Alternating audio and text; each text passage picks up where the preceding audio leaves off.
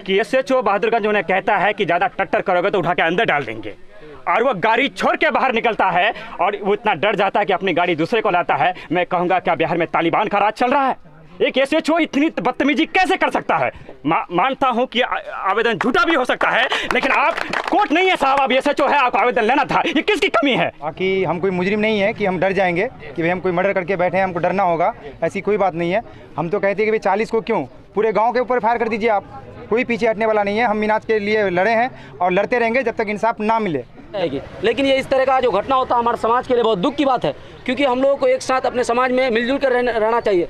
मैंने आंगन में जाके देखा कि भाई एक ही आंगन है और उस आंगन में एक दीवार है। ये सोचने की बात है, इससे पहले एक घटना होती है और दोबारा फिर एक घटना होती है। आपकी नज़र को दबाने की कोशिश करेगा, इसलिए हम चाहते हैं कि हमारे जितने नौजवान हैं एकजुट होकर और ज़्यादा से ज़्यादा तादाद में आकर, बल्कि बहादुरगंज अल्ताबाड़ी नहीं बल्कि पूरे बहादुरगंज, पूरे किशनगंज जिला, पूरे सीमांचल को ज़रूरत है मिनाज की आवाज़ को उठाने की। में नहीं रहे तो सरकार से हमारी ये भी मांग है कि आप इस दोनों परिवार को आर्थिक सहायता दीजिए, क्योंकि अगर आप आर्थिक सहायता नहीं देते तो इस परिवार का अचानक जो विपत्ति आई है ये इस विपत्ति को झेल नहीं पाएगा, कहां से इनकम आएंगे। इसलिए सरकार से मैं गुजारिश करता हूं, दिल से गुजारिश करता हूं कि इनको कम से कम दोनों परिवार को 25-25 लाख का मुआवजा दोनों को अलग अलग 25-25 करके दीजिए, वरना ये घर विस्थापित हो जाएगा। ये घर कहीं का किसी घाट का नहीं रहेगा। अब तक एक भी आदमी को ना अरेस्ट किया है और मेरे ख्याल से ये अब तक इन लोगों के घर पे कुर्की वारंट हो जाना था और अब तक नहीं हो पाया। अस्सलामुअलैकुम, नमस्कार। आप देख रहे हैं अपना न्यूज चैनल सच्ची बात, जनता की आवाज। खबरों की ताज़ा अपडेट पाने के लिए चैनल को सब्सक्राइब करें और बेल आइकन दबाना ना भूलें। मंत्री जी जो आए थे तो उनसे हम मिलने की मुझे ये थी, अभिलाषा था, लेकिन मिल नहीं पाए। लेकिन अगर मंत्री जी मुझे मिलते तो उनसे मैं ये सवाल करता कि मिनहाज जब बहादुरगंज थाना एसएचओ के पास जाता है आवेदन लेकर, तो उनकी बहन या कोई है, मैं एक मीडिया में देखा था उनका बयान है कि एसएचओ बहादुरगंज उन्हें कहता है कि ज़्यादा टक्कर करोगे तो उठा के अंदर डाल देंगे, और वो गाड़ी छोड़ के बाहर निकलता है और वो इतना डर जाता है कि अपनी गाड़ी दूसरे को लाता है। मैं कहूँगा क्या बिहार में तालिबान का राज चल रहा है? एक एसएचओ इतनी बदतमीजी कैसे कर सकता है? मानता हूं कि आवेदन झूठा भी हो सकता है, लेकिन आप कोर्ट नहीं है साहब, आप एसएचओ है, आपको आवेदन लेना था। ये किसकी कमी है? क्या भारत के गृह मंत्री अमित शाह ने जो कहा था कि जंगल राज आ चुका है, क्या मैं ये बात को मानूं कि जंगल राज आ चुका है? दूसरा मेरा कहना यह है कि जब शकील की हत्या हुई थी या वो खुदकुशी किए थे, ये जांच का विषय हो सकता है, लेकिन अगर खुदकुशी भी की थी तो पोस्टमार्टम होना था। और शकील की बीवी का बयान है कि पुलिस यहाँ तक आई थी, तो क्या संविधान इस बात को क्या कहता है? कानून के मुताबिक बहादुरगंज एसएचओ को जवाब देना चाहिए कि पोस्टमार्टम क्यों नहीं हुई। और मैं एक सवाल ये भी करना चाहूँगा कि जो लोग पंचायती में थे, आज उनकी जिम्मेदारी बनती है कि आप लोग पंचायती किस आधार पर किए थे और क्यों किए थे, उनको आकर के बाइट देना चाहिए। अगर उनमें से एक भी आदमी गायब रहा तो मैं समझूंगा कि वो भी संलिप्त है। सब गायब है। आज जितने भी लोग उस पंचायती में मौजूद थे, उन्हें माइक ऑन द कैमरा आना होगा और उन्हें बोलना होगा। अगर देखिए आज हमारी समाज में जो इस तरह की घटना होती है, मनोबल क्यों बढ़ता है? क्योंकि मैं बहुत ज़्यादा नहीं बोलना चाहूँगा, क्योंकि मैं जज्बाती हूँ, मैं बोलते बोलते क्या बोल दूँगा मुझे कुछ समझ में नहीं आता। लेकिन एक बात यह है कि हर मामले को पंचायती में ख़त्म करने का हम वो नहीं करें। ठीक है, हमने पंचायती किया, और ये बात मिनहाज की हत्या क्यों हुई? क्योंकि पंचायती में जो तय हुआ था वो हो नहीं पाया। फिर हम किस तरह की पंचायती करते हैं? ये सारी चीज़ों पर बहादुरगंज एसएचओ की जो रवैया है, जो उन्होंने किया कि डर से आदमी गाड़ी छोड़ के भाग जाता है, ये इस पर माननीय मंत्री शाहनवाज साहब से, बिहार सरकार से, तेजस्वी यादव से, नीतीश कुमार से जो कहते हैं न्याय के साथ विकास करते हैं, ये कैसी न्याय, ये कैसी विकास है, इस पर बात होनी चाहिए। पहले मामले में जनता में जो आप लोग धरना किए थे उसमें आप पर भी एफआईआर हुआ है, सुनने में आया है, क्या सच्चाई है? जी, एफआईआर तो हम पे हुआ है जी। बाकी हम कोई मुजरिम नहीं है कि हम डर जाएंगे कि भाई हम कोई मर्डर करके बैठे हैं, हमको डरना होगा, ऐसी कोई बात नहीं है। हम तो कहते हैं कि भाई 40 को क्यों, पूरे गांव के ऊपर फायर कर दीजिए आप, कोई पीछे हटने वाला नहीं है। हम मिनाज के लिए लड़े हैं और लड़ते रहेंगे जब तक इंसाफ ना मिले, जब तक मुजरिम हिरासत के पीछे ना हो। अच्छा, मिनहाज के मुजरिम को, किसी मुजरिम को गिरफ्तार किया गया है? जी, अभी तक नहीं किया गया है। नहीं। क्या नाम है आपका? मेरा नाम सफीउल रहमान। सफीउल रहमान जी। साथ अगर आवाज़ उठाया जाता है तो उसकी आवाज़ को दबाने के लिए जो दौलतमंद पूंजीपति लोग हैं उसकी आवाज़ को दबाने के लिए लगा हुआ है। इसलिए हमारे जितने नौजवान हैं यहाँ पर है मौजूद, जो मेरे वीडियो देखेंगे, उनसे गुजारिश करता हूँ, एक गरीब के बच्चे की आवाज़ को और आज बुलंद करेंगे, यकीनन जानिए कल आपके लिए कहीं ना कहीं कोई आवाज़ बुलंद करेगा। इसलिए सबों से गुजारिश करता हूँ कि सोशल मीडिया के थ्रू से हो, प्रशासन पे दबाव बनाए, क्योंकि प्रशासन जिस तरह से मैंने उस FIR के कॉपी को पढ़ा, जिस बंदे से हम लोग की नोक-झोंक हुई थी, जिससे हमारी बहस हुई थी या जिस लड़के से बहस हुई थी, जिस थाना प्रभारी से बहस हुई थी, उन्होंने हमारे ऊपर FIR नहीं किया है। उसके एवज में धनपुरा के OP थाना के जो थाना प्रभारी है वीर सिंह, उन्होंने FIR किया, उन्होंने लिखा है। मैं उनसे पूछना चाहता हूं, हमारे प्रशासन से पूछना चाहता हूं कि उन्होंने लिखा है कि मुझे गाली गलौज किया, क्या उनका उसके पास सबूत है? या उन्होंने लिखा है उस FIR में कि हल्ब हथियार के साथ सारे लोग आए थे। उस दिन हम लोग 500 आदमी नहीं बल्कि वहाँ पे 5000 की तादाद में सारे लोग थे। हम लोगों के पास अगर एक भी हथियार उन्होंने दिखा दिया तो हम लोग कभी धरना देना बंद कर देंगे, लेकिन अगर वो हथियार नहीं दिखा पाया तो क्या अपना नौकरी छोड़ने के लिए तैयार हैं?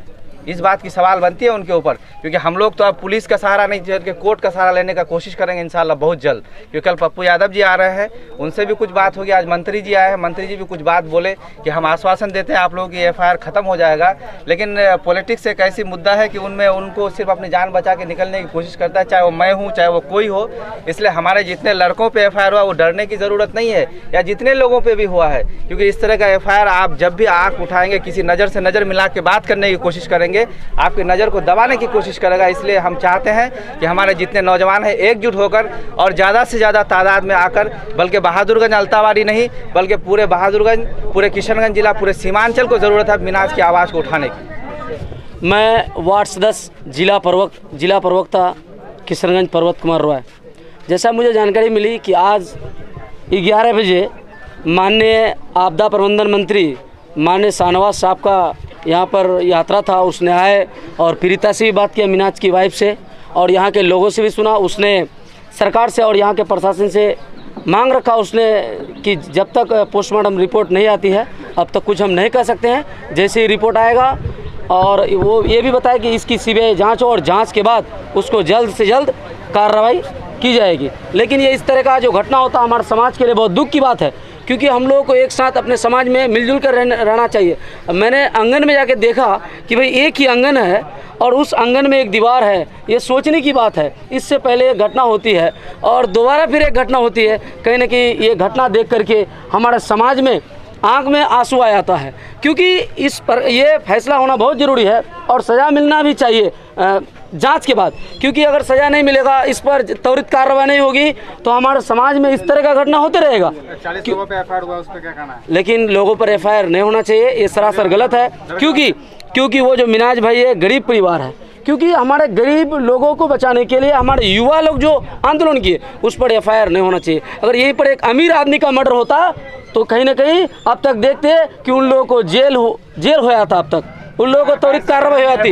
डरे हैं क्या आप लोग? बिल्कुल FIR से कोई डरने की ज़रूरत नहीं है कि जितने लोगों पर FIR हुआ है कहीं ना कहीं, क्योंकि वो लोग सच्ची चीज़ को एक मतलब जहाँ पर मतलब सच का साथ दे रहे हैं। ये नहीं कि उन लोग जितने भी लोग हैं उन लोग गलत नहीं किए हैं, उन लोग अपने सच्चे बातों को सामने लाए हैं। तो मैं यहाँ कर खास तौर से प्रशासन, यहाँ के SP साहब से और माननीय मुख्यमंत्री श्री नीतीश कुमार से और माननीय उप मुख्यमंत्री श्री तेजस्वी यादव से मेरा अनुरोध होगा एक वार्ड सदस्य जिला प्रवक्ता होने के नाते कि सर इस पर जांच किया जाए, खासतौर से CBI जांच किया जाए और CBI जांच के बाद इस पर त्वरित कार्रवाई किया जाए और जल्द से जल्द दोषी को सजा मिलनी चाहिए। क्या नाम है आपका? मेरा नाम पर्वत कुमार राय, वार्ड सदस्य जिला प्रवक्ता किशनगंज।